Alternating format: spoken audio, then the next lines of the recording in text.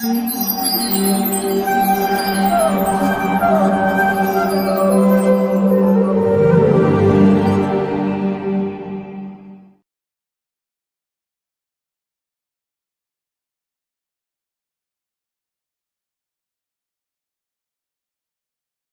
जी भी कृष्ण की इन दिव्य लीलाओं को देख रहे थे और अचंभित हो रहे थे। ब्रह्मा जी ने यह भी देखा कि कैसे कृष्ण ने बड़ी ही सहजता से अघासुर का वध कर दिया। ऐसा देखकर ब्रह्मा जी और भी चकित हो जाते हैं और समझना चाहते हैं कि कृष्ण कोई मायावी शक्ति है या सच में विष्णु का स्वरूप।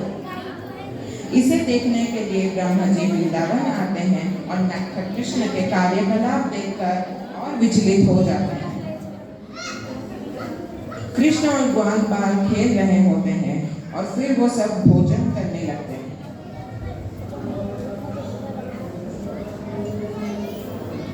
अरे कृष्णा, मेरी माँ ने आज रसगुल्ले भेजे हैं, जरा चखो तो कैसे बने।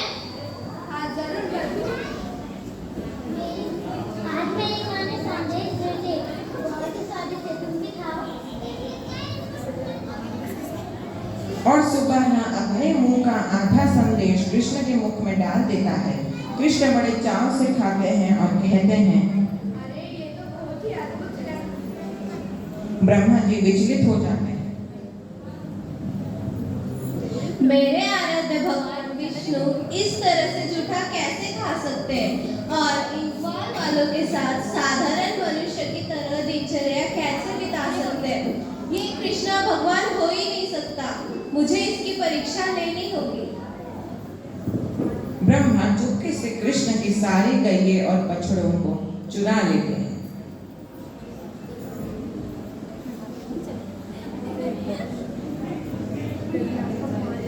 कृष्णा, देखो हमारे गाय बछड़े नहीं मिल रहे हैं। अरे दोस्तों, तुम यहाँ आराम करो, मैं देखता हूँ दूर चली गई होगी चरने के लिए, मैं लेके आता हूँ। इधर ब्रह्मा जी सारे ग्वाल बालों को भी छुपा लेते हैं।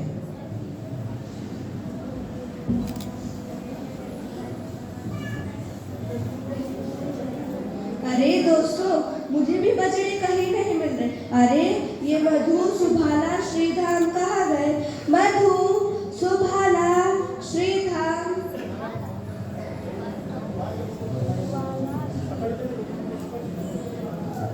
भगवान श्री कृष्ण जो परमात्मा के रूप में हर एक जीव के हृदय में विराजमान है, तुरंत समझ गए।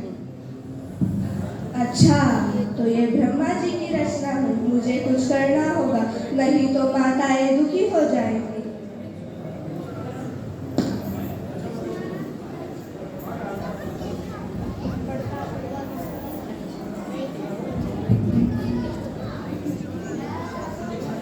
श्री कृष्ण तुरंत एक उपाय सोचते हैं। हर ग्वाल बाल का रूप रंग अलग था और उन्होंने भिन्न भिन्न वस्त्र और आभूषण पहने थे। उनका हाव भाव और व्यवहार भी एक दूसरे से अलग था।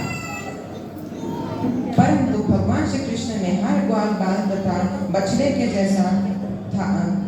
जैसा वैसा ही रूप तथा हाव भाव धारण कर लिया। भगवान जिन्होंने सृष्टि का संरक्षण तथा पालन करने के लिए अनेक रूप अलग अलग कारणों से धारण किए हैं, उनके लिए यह बिल्कुल सहज कार्य था। अब सारे घर लौट जाते हैं।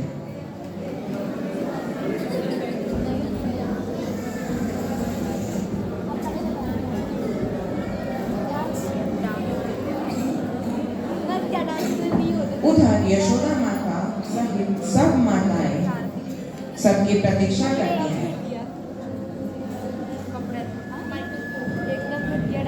हमारे पुत्र अभी तक नहीं आए, बहुत देर हो गई, हमें उनकी चिंता हो रही है। तभी कृष्ण अपने सखाओं के संग आते हुए दिखाई देते हैं।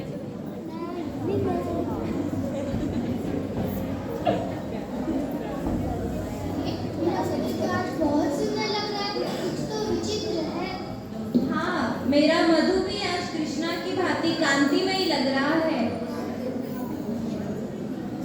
सच में मुझे मेरे पुत्र मेरे कन्हैया की भांति लग रहे हैं। यह कैसा रहस्य है?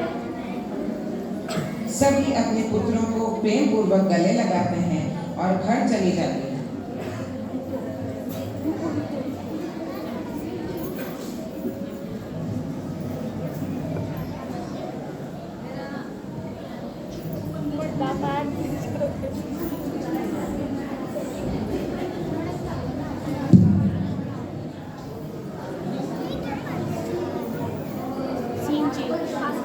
इधर कृष्ण पहले की भांति सारे कार्यकलाप करते हैं। माताओं का श्री कृष्ण पर प्रेम उनके पुत्रों से भी अधिक था, पर कृष्ण को अपने पुत्र के रूप में पाकर माताओं का अपने पुत्र के प्रति वात्सल्य प्रेम बहुत ज्यादा बढ़ जाता है। चारों तरफ काफी शांति और खुशहाली बनी रहती है। यशोदा मैया काफी चकित हो जाती है।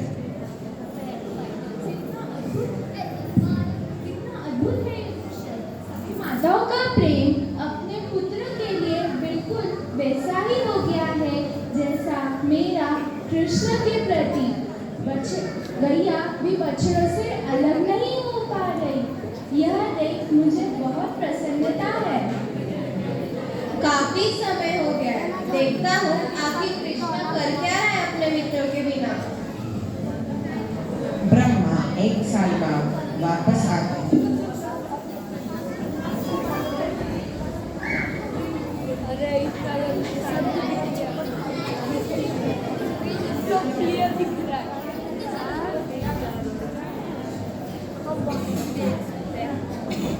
ब्रह्मा 1 साल बाद वापस आते हैं वृंदावन और यह देख के चकित हो जाते हैं कि श्री कृष्ण अपने सभी मित्रों के साथ खेल रहे हैं।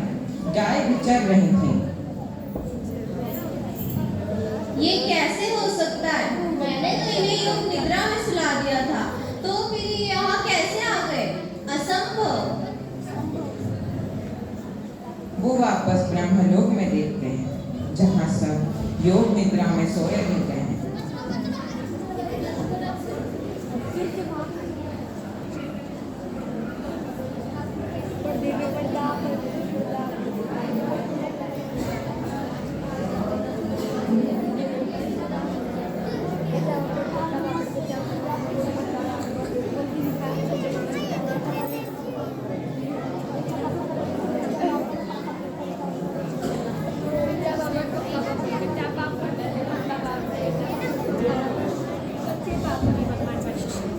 और जब वापस वृंदावन में देखते हैं तो सभी ग्वाल बालों में गायों में उन्हें चतुर्भुज विष्णु दिखाई देते हैं। ब्रह्मा अपनी गलती का एहसास करते हैं और बहुत पश्चाताप करते हैं। ब्रह्मा कृष्ण के सम्मुख आके कहते हैं,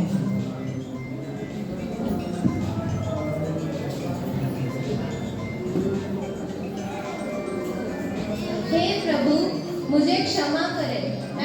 मैं आपकी लीलाएं देख के विचलित हो गया था। मैं भूल गया था कि आप स्वयं भगवान हैं, इस सृष्टि के रचयिता और पालनहार हैं। आपकी लीलाएं हमारे समझ के परे हैं।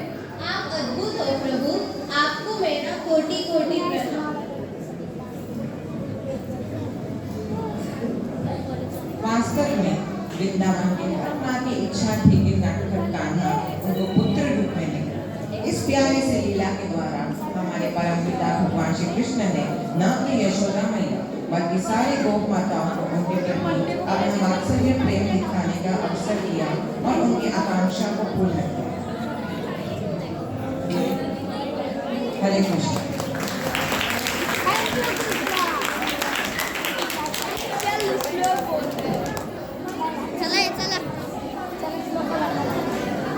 हरे कृष्णा। अभी नेक्स्ट परफॉर्मेंस जो है भक्त प्रहलाद के छोटे छोटे बच्चों ने जो श्लोका यहाँ पे संडे को सीखते हैं, वही वो आपके